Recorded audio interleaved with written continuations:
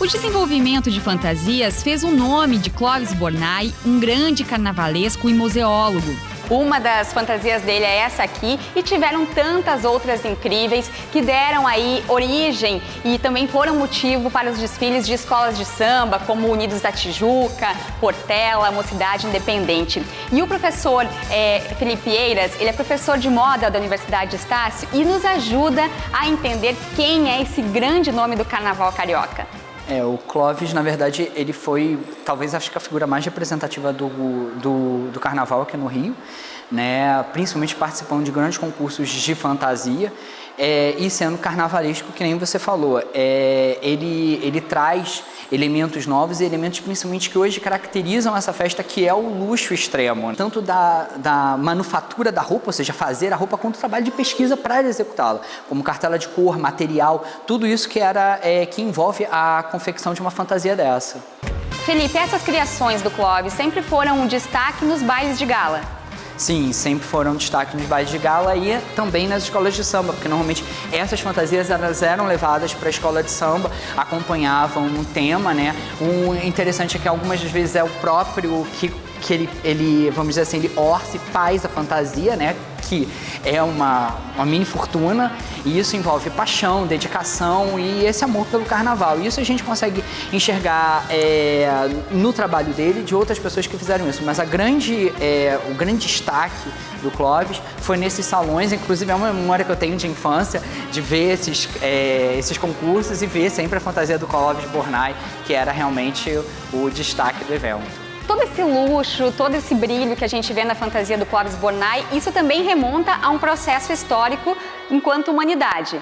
Sim, na verdade, toda a história da fantasia, até antes de Cristo, alguns festivais que são comparados ao carnaval, as pessoas pintavam os rostos e usavam máscaras para isso.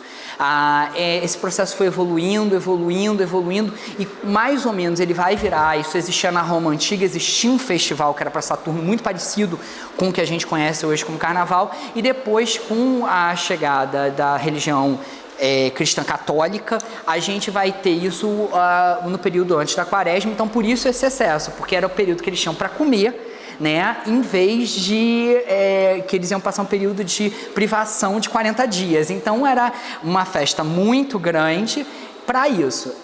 Em Veneza, que era uma cidade muito próspera durante o século XIV e XV, iniciam-se bailes de máscaras, né? E essa festa também é movida a esse excesso. Então, o se fantasiar era justamente você ser uma outra pessoa, né? Fazer o que ele fazia, você vira um personagem. Aquele personagem, quando ninguém te reconhece, pode fazer tudo. Então, a ideia da fantasia, ela tem isso e ela começa nas máscaras. Essas máscaras antes eram vestidas com capas e chapéus, até que elas começam a evoluir para o quê? Para a roupa. Porque a máscara ela tinha uma inspiração de um personagem e depois você tinha que se vestir daquele personagem. Os bailes, eles têm origem com a corte chegando no Brasil, né?